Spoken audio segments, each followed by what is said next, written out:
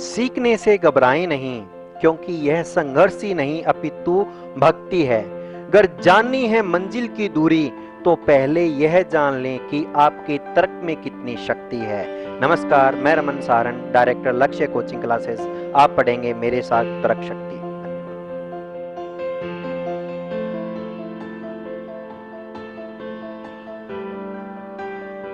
नमस्कार, तेज हरियाणा से गुरविंदर पन्नू। डबवाली में अतिक्रमण और जाम की स्थिति को लेकर एक बड़े प्रश्न खड़े हो रहे हैं। इस मुद्दे पर सॉल्यूशन की तरफ कोई भी लेकर जाना नहीं चाहता है।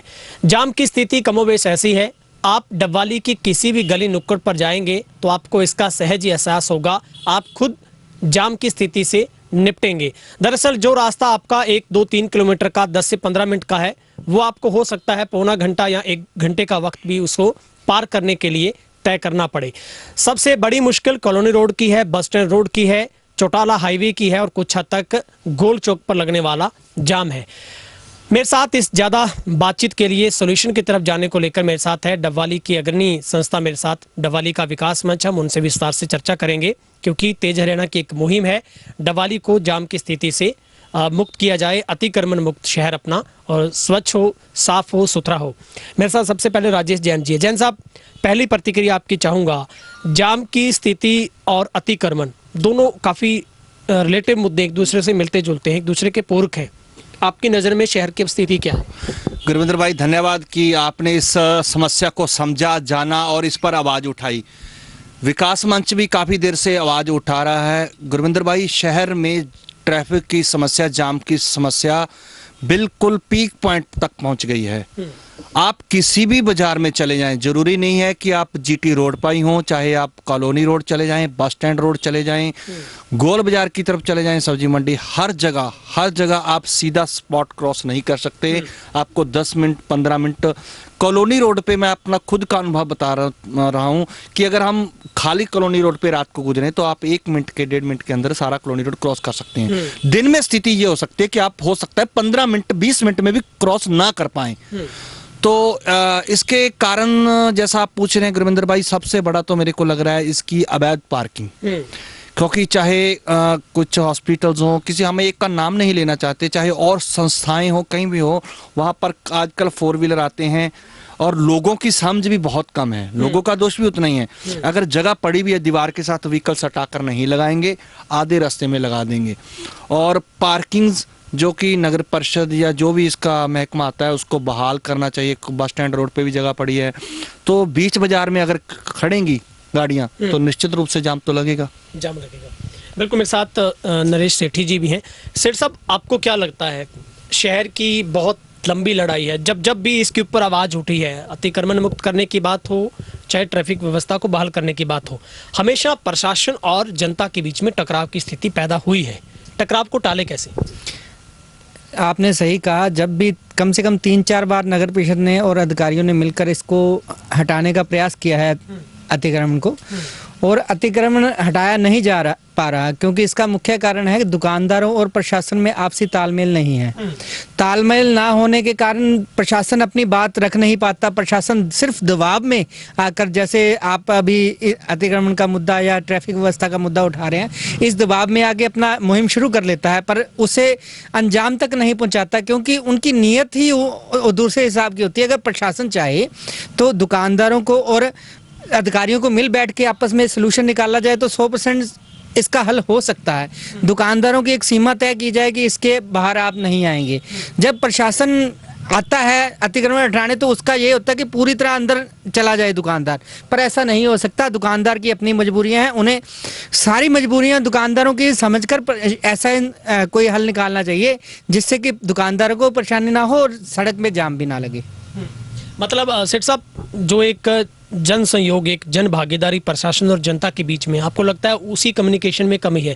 प्रशासन कभी भी चाहता है, एक्शन लेने पे आता है तो अभी से ही शुरू हो जाएगा अतिक्रमण हटाने का अभियान। लेकिन आपको लगता है कि सर, आप तो खुद उस सिस्टम से जुड़े हैं, एसोसिएशन का आप हिस्सा हैं, दुकानदार का, आपको नहीं लगता कि तमाम एसोसिएशन को इकट्ठा करके प्रशासन एक बड़े लेवल पर मीटिंग करे, उसमें पैमाने तय हों के तौर पर? हम सेठ साहब इसके हल की तरफ जाना चाहते हैं, क्योंकि कभी भी एक्शन मोड में तो प्रशासन आ ही जाता है और उससे उसी वक्त विवाद पैदा होता है। आप खुद रोड एसोसिएशन से जुड़े हैं, आप दुकानदारों के एसोसिएशन का आप हिस्सा हैं, आपको नहीं लगता एक मंच पर लाकर तमाम एसोसिएशन को बुलाकर एक इसका पैमाना तय होना चाहिए कि आखिर सामान कहाँ रखना है, कितनी दूरी पर आप रख सकते हैं? आपको लगता है इस पैमाने पर बात होनी चाहिए? बिल्कुल सर, मैं यही चाहूँगा कि प्रशासन एक मीटिंग बुलाए जिसमें दुकानदार व्यापारी भाई शामिल हों, व्यापारी शामिल होंगे, सारे बाजार को एक किया जाए और एक ऐसी मीटिंग बुलाई जाए जिसमें सभी तय करें कि दुकानदारों की जरूरतें क्या हैं। उन जरूरतों के हिसाब से प्रशासन भी अपने मायने तय करे, ये नहीं कि सीधा ट्राली उठाई और दुकानदारों का सामान उठाना शुरू कर दिया। ऐसे करने से प्रशासन टकराव की स्थिति में आ जाता है और हम बाजार में जब निकलता है एक बार तो दुकानदार अपना सामान अंदर कर लेते हैं, उसके बाद जैसे ही प्रशासन बाहर निकलता है बाजार से तो दोबारा सामान सड़कों पर आ जाता है, क्योंकि ना तो दुकानदारों का कोई पैमाना तय है, ना ही बाजार में एक दूसरे की देखा देखी। जैसे मैंने 1 फुट सामान लगाया तो मेरे पिछले वाला 2 फुट लगाएगा, उसके पिछले वाला 3 फुट लगाएगा। इसी तरह बाजार में सारा सामान आगे आ जाता है। हालांकि दुकानदारों की भी जरूरतें इतनी नहीं है जितनी कि एक दूसरे की देखा देखी आ जाती हैं।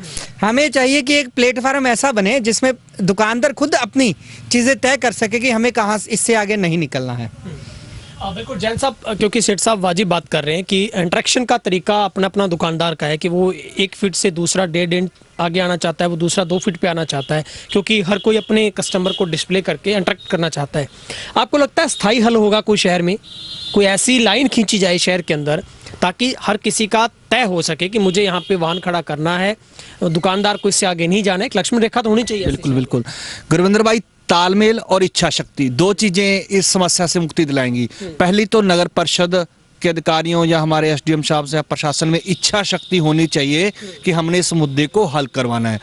तालमेल, जैसा कि सेठी साहब ने कहा कि एकदम आप सामान उठाने आ जाओगे, भगदड़ मचेगी, टकराव होगा, 1 दिन के लिए आपका भय रहेगा, 2 दिन बाद यथास्थिति हो जाएगी। उससे अच्छा दुकानदार एसोसिएशंस या दुकानदारों से नगर परिषद समय निकाले, मिले कि आपको कितना लगभग सामान आपको बाहर डिस्प्ले पे चाहिए, ठीक है, तो दुकानदारों को समझाए कि आप भी इसको रूल को मत तोड़ें।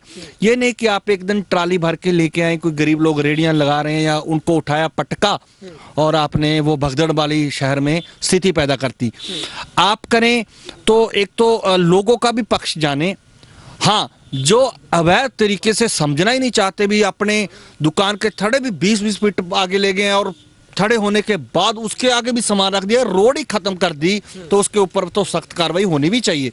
इसके अलावा गुरविंदर भाई, जैसे कि पीली पट्टी शहर में सबसे बड़ी जरूरी है कि लोगों को पता लगे कि हमारी सीमा साधन खड़ा करने की ये है, तो उस पे अगर बाहर कोई जाएगा तो उस पे कार्रवाई हो। एक बहुत बड़ा स्ट्रक्चर बनाना होगा प्रशासन को, लोगों को, अधिकारियों को, सबको मिलकर। फिर मैं तो ये कहूँगा बहुत बड़ी महामारी के रूप में शहर ये सामना कर रहा है ट्रैफिक जाम का। बिल्कुल, ये काफ़ी बड़े सवाल हैं जो बेहद गंभीर हैं और प्रशासन को इन सवालों को टेबल पर लाकर ही रखना होगा, उसके बाद इसका स्थायी हल है वो निकल सकता है। सेठ साहब, अब अगला मुद्दा है जाम की स्थिति।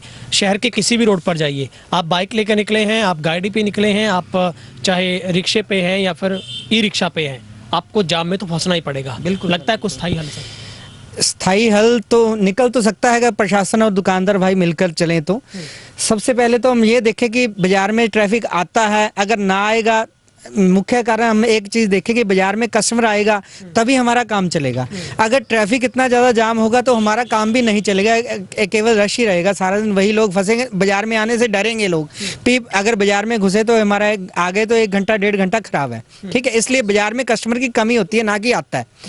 हमें चाहिए कि पीली पट्टी लगाई जाए सारी बाजारों में, और पीली पट्टी भी ऐसे नहीं कि सीधी रेखा खींच दी, इस हिसाब से लगाई जाए जहां पार्किंग नहीं हो सकती वहां नो पार्किंग की पीली पट्टी लगाई जाए, जहां पार्किंग होने की संभावना बनती है वहां एक ऐसी रेखा खींची जाए कि यहाँ पार्किंग आप कर सकते हैं।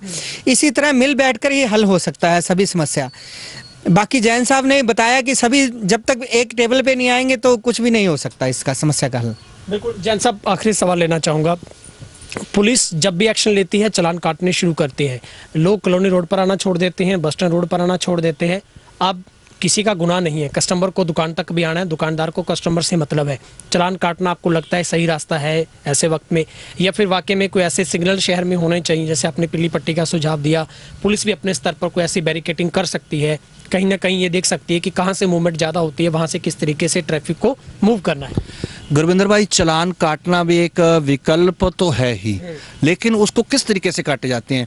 जो लगातार रूल तोड़ रहे हैं और बहुत गलत तरीके से पार्किंग कर रहे हैं, उनके तो ठीक है, काटने भी पड़ेंगे, लोग नहीं समझेंगे।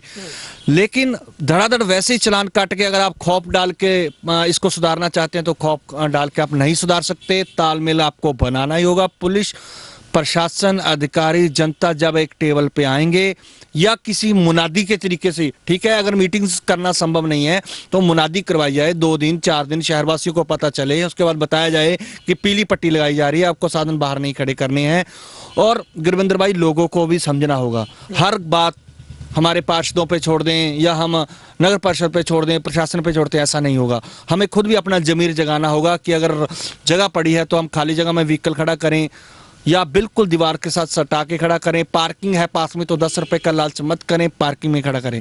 और जो सबसे खराब स्थिति चौक वाले एरिया में चल रही है गुरविंदर भाई, वहां पर हमारी बात हुई थी ट्रैफिक अधिकारियों से भी, तो उनकी ड्यूटी लगभग 6 बजे तक है और स्थिति कई बार खराब होती है। आपने भी देखा होता वापस गांव वगैरह जाते टाइम कि 6 बजे के बाद स्थिति ज्यादा खराब हो जाती है, क्योंकि वहां पर अवैध पार्किंगों की ठेकों के कारण या किसी भी प्रकार से जिन्होंने या अपनी परचेजिंग करनी है, शॉपिंग करनी है, उनके पास जगह नहीं है तो व्हीकल तो वो लगाएंगे।